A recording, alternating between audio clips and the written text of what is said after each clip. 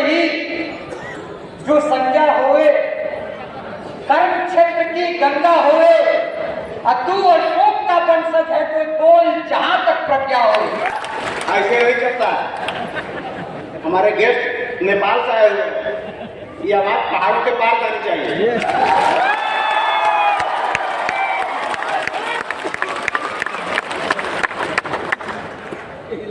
क्या बात है, आप लोगों ने तो मुझे एकदम हिला दिया। आज बड़ी खुशी है क्योंकि इस चिलचिलाती धूप में पता नहीं कहे 12 बजे हम लोग का 12 बजता है और हम लोग की अक्सर परीक्षा होती रहती है। तो 12-14 साल तक तो पानी परीक्षा हो रही थी, कुछ दिनों बाद अगली परीक्षा तो धूप परीक्षा हो रही है, इतनी कलजात धूप में। और मैं विशेष रूप से अपनी बहनों का, खासकर माताओं का, जो 5-6 किलोमीटर तक हम लोग के साथ चली हैं, वास्तव में मैं सैल्यूट करता हूं अपनी सारी बहनों को।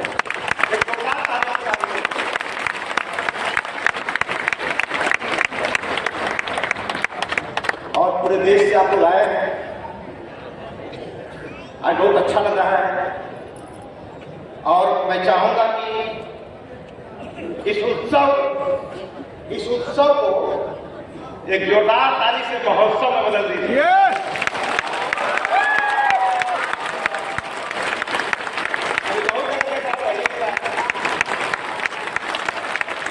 बहुत सुंदर। आज हमारे मंच का बड़ा सौभाग्य है कि हमारे मंच में नेपाल से चलकर आर के साथी जो हम लोग में मौजूद हैं, अब तो नेपाल से रिश्तेदारी पहले भी हो गई कि अब नई रिश्तेदारी होनी चाहिए। पुरानी रिश्तेदारी पुरानी हो गई, अब नई रिश्तेदारी होनी चाहिए। रविंद्र अधिकार हम लोग खोजे लेकिन मिला नहीं। होगा, मिलेगा, शुरू हो गया। एकदम सहज हो जाइए क्योंकि अशोक एक सहज व्यक्ति का नाम है। टेंशन होगा तो अशोक का मतलब मामला नहीं है। टेंशन के बहुत सारी चीजें, अशोक का मतलब ही अशोक,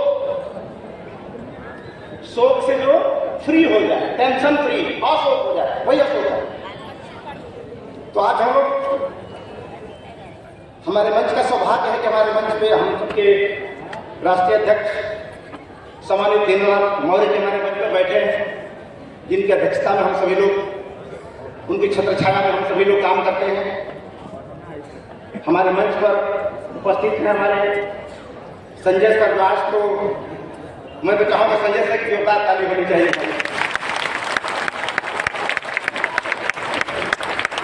आज संजय सर को सुन के लगा कि पगार टूट चुका है। एक पगार में पकड़े हुए थे एनटीपीसी के, वो पगार टूट गया है और टूट गया काल दिखा है पगार का, एकदम फ्री महसूस कर रहे हैं, लग नहीं रहा था कि कहीं बने हुए। तो बहुत अब आपको जरूरत हम लोग की है कि बिना पगार वाला की यहाँ जरूरत है, क्योंकि पगार वाला टिक नहीं पाता। तो बहुत अच्छा लगा। और आज हमारे बीच नम्रता जी बैठी, बड़ा अच्छा लगा आपकी स्पीच और अच्छे तरीके से आपने उसको प्रेजेंट किया। आपकी शब्दावली, आपके तरीके के जबरदस्त थे कि इतनी सारी बहनों में अगर एक ही बहन अगर बैठी है मंच में, तो हम चाहते हैं कि जोरदार तारीफ के लिए भी हो।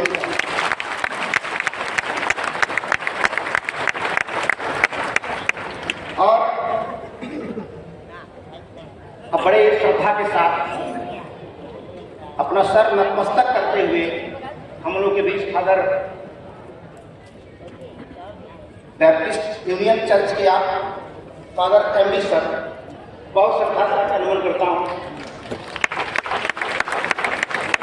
और अगर मैं नमन करता हूँ तो इस बात को ये समझ लीजिए कि सम्राट अशोक क्लब आपका नमन कर रहा है। और आज तो मैं कमालुद्दीन सर को देख रहा था कि इनको कार्यक्रम में बुलाने लायक नहीं है, इनको अकेले बुलाने लायक था कि ढेर देर तक सुनेंगे, क्योंकि टाइम का अभाव होता है। अब हमको वहाँ बुलाना होगा, चाहे ये कहे कि मेरा खत्म हो गया, टाइम खत्म नहीं होने देंगे। बहुत कुछ सीखना, आपको बहुत कुछ सीखना है और अकेले बुलाया जाएगा आपको फिर से। क्योंकि कुछ बात है कि मतलब हस्ती मिटती नहीं हमारी, दौरे जहां है दुश्मन, संसदियों रहा है दुश्मन दौरे जमा हुआ। और आपने संविधान की चर्चा की है, वास्तव में वो दिल की बात बोल रहे थे, हृदय से निकल रही थी शब्दावली, हृदय से निकल रही है। यानी संविधान को बचाना मतलब सम्राट अशोक को बचाना। ये बात तो मेरे आप में बड़ा कम है, बस इसके एहसास को आप फील कीजिए, तब पता चलेगा वो कहना क्या चाह रहे थे। और हमारे बीच हमारे महाप्रबंधक जो बड़ा धैर्य के प्रतीक है, और मैं तो कभी कभी शांत बैठता हूँ तो मैं अपनी छवि डॉक्टर आरपी में देखता हूँ, और आप वही के बेटे हैं, और मैं चाहता हूँ जोरदार ताली आपके लिए। वास्तव में आपको सल्यूट करने का मन करता है। और हमारे पूज्य बंधु बैठे हुए हैं, ये उन दिनों के हमारे साथी हैं जब दुनिया पूछती नहीं थी, दुनिया पूछती नहीं थी। उन समय इन्होंने अपने कंधे पे बैठा के मुझे घुमाया है इस समाज में, तो मैं चाहता हूँ कहे अपनी गाड़ियों को लेकर घुमा। आज उस दिन सोचता हूँ तो बहुत श्रद्धा आती है आपके प्रति। और हमारे बीच डॉक्टर रविंद्र जी उत्तर प्रदेश के अध्यक्ष बैठे हुए हैं, बड़ा अच्छा आज वक्तव्य सधे शब्दों में आ रहा था, और बड़ा ही तहे दिल से आपका शुक्रिया अदा करता हूँ डॉक्टर साहब रविंद्र जी। और आपके बुलेंदु जी जो बक्सर जिले से आए थे, धीरे धीरे कोशिश कर रहे थे कि सम्राट अशोक जीत गए जब तक युद्ध, तो उन्हें खुशी नहीं मनाई, मातम मनाया, जिनको फादर ने कोट किया था इस शब्द बहुत अच्छा लगा। तो आज हम सब लोग इन्हीं सब बातों की चर्चा करते हुए, अपने संविधान का सम्मान करते हुए, और आज जिनके जन्मदिन में हम इकट्ठा हैं उनके जन्मदिन पर आज हम लोग नमन करेंगे। और हम लोग का तो सौभाग्य है, मैं तो कभी कभी सोचता हूँ कि सम्राट अशोक को छू करके लगता है कभी कभी हम लोगों ने किसी की दुखती नस को हम लोगों ने छू दिया। सम्राट अशोक को छूकर किसी की दुखती नस छू दिया हम लोग। यही पटना है, यही पटना है, यही बोध गया है, और पड़ोसी में सारनाथ है। ये पाटलिपुत्र, सारनाथ और बोध गया, मैंने बोध गया से सूर्योदय हुआ था, एक सूर्य का जन्म हुआ था। सारनाथ तो उसकी किरणें निकली थी, लेकिन पाटलिपुत्र की ताकत जब आई तो सूर्य अपने पूरे उठान पर पूरे दुनिया में फैला। बड़ा अद्भुत है। तो आज हम लोग उन सारी चीजों की चर्चा करते हुए एक छोटी सी बोध कथा से बात शुरू करूंगा, क्योंकि आज हमारे मंच पे कमारुद्दीन सर और फादर बैठे हैं हम लोगों के मंच पे। आज इस बोध कथा का बड़ा ही औचित्य है। एक आदमी था तो मर गया, तो मरने के बाद वो गया स्वर्ग में। तो स्वर्ग के द्वार पे जब गया तो आके दरबान से पूछता है वो आदमी कि भाई इस स्वर्ग पे कहीं मोहम्मद साहब हैं क्या? दरबान ने कहा कि मैं तो इसी गेट पे खड़ा रहता हूँ स्वर्ग पे, इस नाम का व्यक्ति तो कभी स्वर्ग में नहीं आया। बोला अच्छा, तो ईसा मसीह आए थे क्या? ईसा मसीह कभी आए थे क्या स्वर्ग में? बोला नहीं, ये सब कैसा नाम है, तो स्वर्ग में आए नहीं सब। बुद्ध आए थे क्या स्वर्ग में? बड़ा ये सब नाम लोग जो ले रहे हो, इनका तो कभी आता ही पता नहीं, स्वर्ग में कभी नहीं आया। तो चला गया नरक, नरक के गेट पर। तो नरक के दरबान से पूछा क्या कोई मोहम्मद नाम का आदमी है? बोला हाँ है ना। बोला कहाँ? बोला देखो वहां लोग लड़ रहे हैं, झगड़ रहे हैं, लोगों को झगड़ा सुन जा रहा है, लोगों को मैत्री और मैत्री का संबंध बता रहा है। अच्छा, तो बड़ा ईसा मसीह है क्या? बोला देखो नरक में ईसा मसीह बैठे हैं। बोला क्या करेंगे? देखिए वो दीन दुखियों के दुख दूर कर रहे हैं, उनकी पीड़ा दूर कर रहे हैं। तो बोला अच्छा, बुद्ध देखो बुद्ध भी यहाँ नरक में है, तो वो क्या कर रहे हैं? बोला देखो लोग लड़ रहे हैं, झगड़ रहे हैं, उनके अंदर करुणा मैत्री का प्रवाह कर रहे हैं चारों तरफ। वो पागल हो गए। बोला कि तीनों लोग उस दुनिया के सर्वश्रेष्ठ लोग थे, जहां से मैं मर के आया हूं। तो इतने महान लोगों को तो स्वर्ग में जाना चाहिए, नरक में क्या करना है? इनको तो अच्छे कामों के बदले स्वर्ग में जाना चाहिए, वहां के महान लोग थे। इन नरक में क्या करना है? तो नरक के दरबार ने जो बात कही, अगर दिल छू दे तो ऐसा करा दीजिए। नरक के दरबार ने कही कि किसने कह दिया कि अच्छे लोग स्वर्ग जाते हैं? सच्चाई ये है कि अच्छे लोग जहां चले जाते हैं वो नरक में स्वर्ग हो जाता है।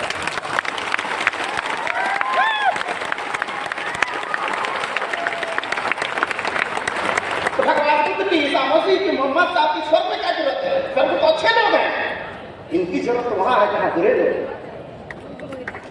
बुरे लोग हैं, इसलिए भगवान बुद्ध, ईसा मसीह ये सब नरक में रहे, और ये नरक में तब तक रहेंगे जब तक नरक को भी स्वर्ग न बना।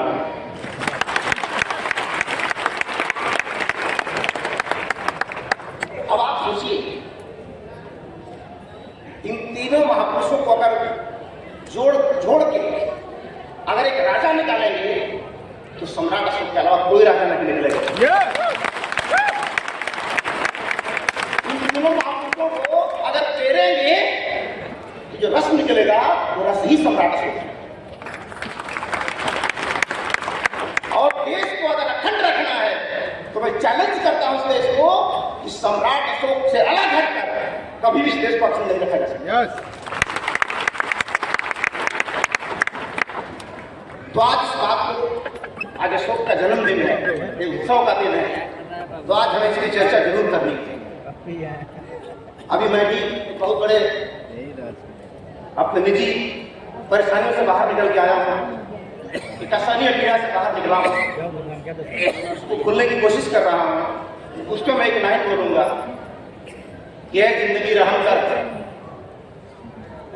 ऐ जिंदगी, थोड़ा संवरने का अवसर दे। ऐ जिंदगी रहम कर, थोड़ा संवरने का अवसर दे। तेरे अगले जख्म भी सहूंगा, पुराना वाला जख्म थोड़ा भरने दे।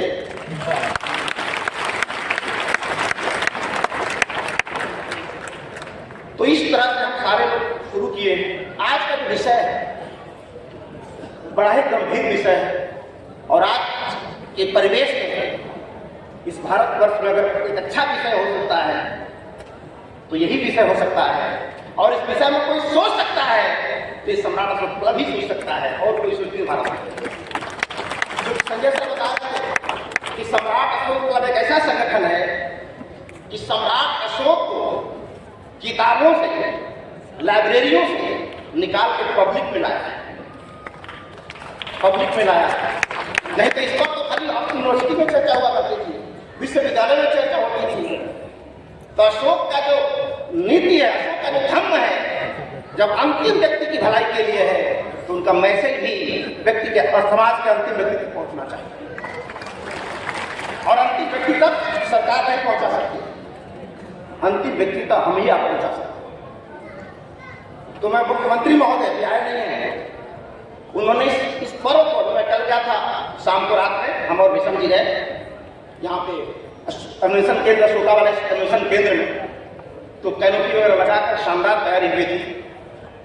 जराम से पूछा ये क्या है, तो मुख्यमंत्री की तरफ से तैयारी है, कल यहाँ राजकीय महोत्सव मनाया जाएगा अशोक के ऊपर। तो मुझे आंसू आ गए, उस शब्द को लिखे हुए देखकर मुझे आंसू आ गया। कि जब पहली बार मैं पटना आया था तो यहाँ की जो सबसे गंदी जगह है उस जगह का नाम है बुलंदी बाग। उस जगह का नाम बुलंदी बाग, जो सबसे गंदी जगह है, नाम उसका बुलंद है। कितनी मुश्किल से मैं जगह पे एक पैर रख के गया था, इतनी गंदगी थी वहां। और जहां वैसी जगह जहां सम्राट अशोक ने जन्म लिया, बुलंदी बाग, बुलंद। जब मैं कल का जो मैंने देखा कि सम्राट अशोक के जन्मदिन के अवसर पर राजकीय समारोह, तो मेरा सीना इतना चौड़ा हो गया, वो दिन याद आ गया कि जब ह्वेनसांग आया था, जब ह्वेनसांग जब भारत घूम रहा था, तो अपने किताबों में लिखा हुआ सामने कि जब मैं पटलिपुत्र में आया था तो उस समय बड़े पैमाने पर सम्राट अशोक की जयंती मनाई जाती थी। आज इसका दिन साकार हो जाएगा, साकार हो जाएगा। तो इसको छोटा काम मत समझिएगा। राजकीय समारोह जो हो रहा है ये बहुत बड़ी बात है, महसूस कीजिए, इतनी बड़ी बात है, इसको फील के तब पता चलेगा। हमें सम्राट अशोक क्लब के उन सारे जुझारू कार्यकर्ताओं को, गांव से आई जनता को बड़ा अभिनंदन करता हूं, जिन्होंने आर्थिक और मानसिक सहयोग देकर के इस पदाधिकारियों को और इस राजकीय महोत्सव तक सम्राट अशोक क्लब को पहुंचाया। और मैं क्यों के साथ कहता हूं कि सम्राट अशोक क्लब का कोई भी कार्यकर्ता अगर आपके पास जाता है तो उसको भरोसा कीजिए, हमारे निर्णय गलत हो सकते हैं, हमारा निर्णय गलत हो सकता है कभी, लेकिन हमारी नियत में कभी फुट नहीं आने वाला है। एकदम साफ है, करना क्या है। निर्णय हो सकता है कभी बाल मैंने उठाया छक्का मारने के लिए, कैच है, छक्का मारने वाला कैच हो सकता है, लेकिन कैच हो गया वो एक समय के बाद। इसलिए इस बात को महसूस किया और अपने कार्यकर्ताओं को बोलता हूं, उसी पर बोलने जा रहा हूं कि लोग कहते हैं कि सम्राट अशोक ने लोक कल्याण कार्यालय की स्थापना की, और ये क्यों जरूरत पड़ी? इसके लिए एक बात राजा के दिमाग में आई, समझेगा ध्यान से, कि जनता ही हमसे राजी नहीं है या नहीं रहेगी तो हम किस बात पे आ जाए। जनता हमसे अगर राजी नहीं है, हमसे खुश नहीं है, तो हम किस बात के राजा हैं? ये राजा सोच रहा बैठे, किस बात के राजा हैं? और जनता हमसे राजी होगी तो किसके दम पे? तलवार के दम पे नहीं। जनता राजी होगी तलवार की ताकत से नहीं, विचार की ताकत से। क्योंकि सम्राट को जब राजा बने तो उनके सामने एक बहुत बड़ी समस्या थी, और समस्या क्या थी? वो आती है, वो समस्या भारत में आती है, और समस्या क्या थी? विविधता, डाइवर्सिटी। जो भारत की विविधता थी, अलग अलग धर्म, अलग अलग संप्रदाय, अलग अलग जाति, जितना आज है इससे कम समय भी नहीं था। 64 सेक्ट थे, 64 सेक्ट थे अशोक के समय, और 64 के साथ कैसे रहना है ये बहुत चैलेंज था। इस आज हिंदू मुसलमान सिख ईसाई हो रहा है दिन भर, कैसे रहना? तो या तो सबको खदेड़ दो, जो हो नहीं सकता, या तो सबको खदेड़ दो, या तो उजाड़ दो, या तो बसा दो। तो उजाड़ा जा सकता है तलवार की ताकत से, और बसाया जा सकता है विचार की ताकत से। और उस वक्त इतनी बड़े जनसैलाब को काबुल से कंधार तक इजिप्ट का रखा गया, इतने बड़े साम्राज्य को कैसे बढ़ा जाए, कैसे बढ़ा जा सकता है? तो समझ गए थे कि ताकत से, तलवार से जनता को नहीं बढ़ सकता। मैंने शासन के दम पे नहीं बढ़ सकते हैं, अनुशासन के दम पे बढ़ सकते हैं। शासन में डर होता है, अनुशासन में डर नहीं होता। तो अशोक ने क्या पैदा किया कि जनता में अगर बांधना है तो विचार से बांधना होगा,